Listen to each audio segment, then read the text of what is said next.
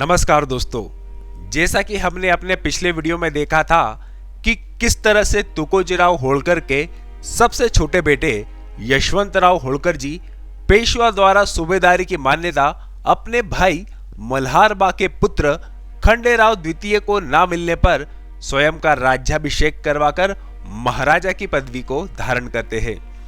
और दोस्तों, यहाँ पर हमने देखा था कि एक बार हारने के बावजूद अभी भी जो काशीराव जी और दौलतराव जी सिंधिया का सेनापति था डंडरनेक, फ्रेंच डंडरनेक, हिम्मत नहीं हारा था। उसके पास अब खतरनाक गोसाइयों की टुकड़ी भी थी और उसके पास एक अच्छा और मजबूत तोपखाना भी था, जिसके मुकाबले में यशवंतराव जी के पास जो तोपखाना था वह थोड़ा कमजोर था।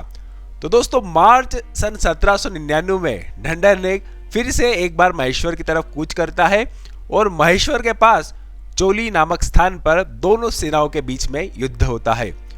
डंडरनेक के फ्रेंच तोपखाने ने आग उगली, जिससे यशवंतराव जी के सैनिकों में हलचल मच गई और यह देखकर महाराजा यशवंतराव ने रणनीति में तुरंत बदलाव करा और अब यशवंतराव जी की एक टुकड़ी को महेश्वर की ओर और एक टुकड़ी को इंदौर की ओर भेजते हैं।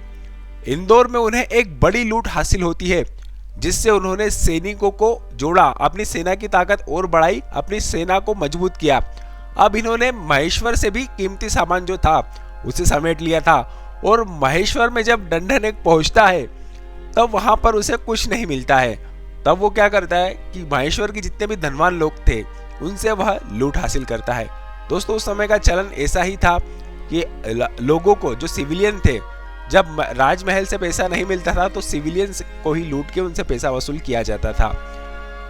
दोस्तों, पर अब खेल जो था वह उल्टा होने वाला था। जैसा कि हमने पहले देखा था कि डंडरनेक ने सिमरोल और जामघाट पर कब्जा कर लिया था, पर अब वहां पर महाराजा यशवंतराव जी की सेनाओं का कब्जा हो जाता है और डंडरनेक को महेश्वर पहुंचने वाली जो भी रसद थी, जो भी सामग्री थी, उन पर अब यशवंतराव जी का कब्जा हो जाता है। दोस्तों, इस फुर्ती और चपलता से यशवंतराव जी की डंडरनेक हैरान और परेशान हो जाता है और अंततः वह घुटने टेक देता है। अब वह महाराजा यशवंतराव की शरण में आता है और उनका वफादार होने का प्रण लेता है और महाराजा यशवंतराव होळकर भी उसकी इस बात को मान्यता दे देते हैं। दोस्तों, यहाँ एक किस्सा आपके साथ में जरूर शेयर करना चाहूंगा। दोस्तों, एक बार क्या होता है कि बंदूक से निशानेबाजी के अभ्यास के दौरान एक मस्कट बंदूक जो थी, जो कि मैचलॉक तरह की एक बंदूक हुआ करती थी, इससे महाराजा की एक आंख जख्मी हो जाती है। वह कैसे? क्योंकि ये बंदूक जो थी, जब उसमें आग लगाई जाती है तो वो बंदूक फट जाती है। और जहाँ से आग लगाई जाती है और जहाँ से उसमें बारूद होता है, तो कई बार ऐसा होता था कि बंदूकों की क्वालिटी अच्छी ना होने के कारण वह फट जाया करती थी। तो यह बंदूक फट जाती है, इससे महाराजा यशवंतराव की आंख पर एक जख्म का निशान बन जाता है, जिसको ठीक होने में काफी समय लगा था। दोस्तों, आपने भी उनके कई सारे फोटो देखे होंगे जिसमें उनकी आंख के ऊपर एक जख्म का निशान है, तो यह जख्म उनको इसी से मिला था। हाँ, तो दोस्तों, यशवंतराव जी एक के बाद एक लगातार होळकरों के पहले जो अधीन आने वाले क्षेत्र थे उन पर अपनी ताकत को बढ़ाते जाते हैं। यहाँ पर यशवंतराव जी उत्तर में तो विठोजी उनके भाई दक्षिण में अभियान चला रहे थे और इसी बीच श्रीमंत महाजी सिंधिया की जीवित बची दो विधवा पत्नियां लक्ष्मीबाई साहेब और यमुनाबाई साहेब दौलतराव सिंधिया जी के उनके प्रति अन्यायपूर्ण रवैये के खिलाफ यशवंतराव जी के पास मदद मांगने आती है और बदले में सैन्य एवं आर्थिक सहायता देने का वादा करती है। इन दोनों विधवाओं माताओं को स्वर्गीय महाजी सिंधिया के एक पुराने निष्ठावान सेना नायक लाखोबा दादा का भी साथ मिल जाता है और इनकी मदद से यह दोनों माताएं दौलतराव सिंधिया के खिलाफ मुहिम छेड़ देती है, जिसे विधवाओं का विद्रोह कहा जाता है। महाराजा यशवंतराव अब दोनों माताओं के साथ महेश्वर आने को उनको निमंत्रण देते हैं और जब वह दोनों माताएं महेश्वर आती है तो उन्हें 1 लाख रुपए कैश और 1 लाख रुपए कीमत के वस्त्राभूषण उन्हें भेंट करते हैं। दोस्तों, यशवंतराव जी के संरक्षण में दोनों विधवा माताओं की उज्जैन में रहने की व्यवस्था कराई जाती है और दोस्तों उज्जैन जो था उस समय सिंधिया के क्षेत्र में आता था। अब यह दोनों माताएं अपने लिए सेना जोड़ना शुरू कर देती है। दोस्तों ये अभी बड़ी चतुर थी, इनको भी राजनीति की अच्छी समझ थी दोनों माताओं को। तो यह भी अपने दोनों सेनाएं जोड़ती है और साथ ही वह यशवंत राव जी से किए गए कुछ वादों से भी मुकरने लगती है। दोस्तों यहाँ पर अब महाराजा यशवंत राव होळकर जो थे वह थोड़े सावधान हो जाते हैं। उन्हें दौलत राव सिंधिया का प्रस्ताव मिलता है कि यदि वह इन दोनों विधवाओं माताओं की शक्ति को कम करेंगे, अर्थात उनके खिलाफ मुहिम करेंगे, तो बदले में 5 लाख रुपए उन्हें दिए जाएंगे। यह प्रस्ताव यशवंत राव जी को बड़ा आकर्षित करता है, क्योंकि दोनों विधवाएं माताएं तो वादे से मुकर रही थी और वैसे भी यशवंत राव जी की जो इन विधवा माताओं की जो यशवंत राव जी मदद कर रहे थे वह उनसे कोई सहानुभूति के कारण नहीं कर रहे थे, बल्कि क्योंकि यह दोनों माताएं दौलत राव सिंधिया की दुश्मन थी और बदले में वह उन्होंने पैसे देने वाली थी, तो इसलिए यशवंत राव जी उनकी मदद कर रहे थे। पर अब जब दौलत राव सिंधिया भले ही वो दुश्मन हुआ तो क्या हुआ, 5 लाख रुपए देने का वादा करता है। 5 लाख एक बहुत बड़ी रकम होती थी उस समय, इससे बहुत बड़ी सेना खड़ी की जा सकती थी। और दोस्तों तभी एक और ऐसी घटना होती है जो कि यशवंत राव जी को अपना दिमाग थोड़ा परिवर्तित करने पे मजबूर कर देती है।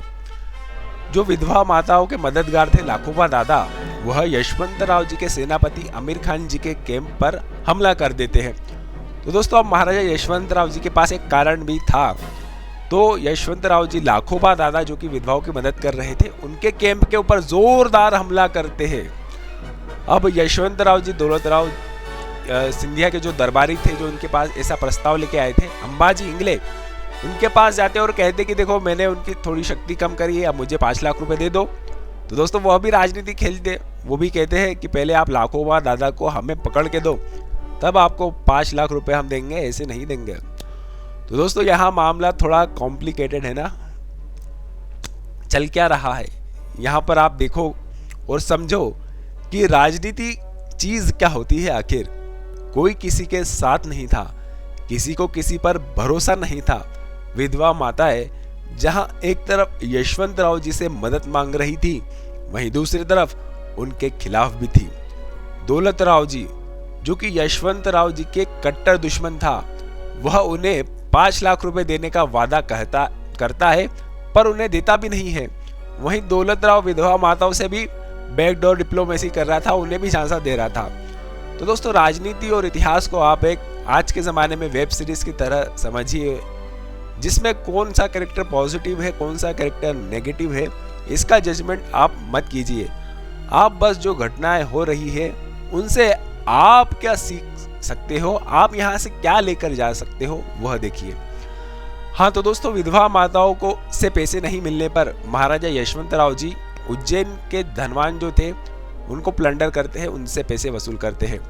दोस्तों यहाँ पर एक बात आपको पता होनी चाहिए कि उज्जैन उस समय दौलत राव सिंधिया जी की राजधानी हुआ करती थी, उनका गढ़ हुआ करती थी। हाँ तो दोस्तों अब जैसा कि यशवंत राव जी के भाई विठोजीराव होळकर दक्षिण भारत में पेशवा के क्षेत्र में उनके ही विरुद्ध मुहिम चला रहे थे, जिसके लिए उनके पास थोड़ी घुड़सवार सेना और थोड़ी पैदल सेना भी थी।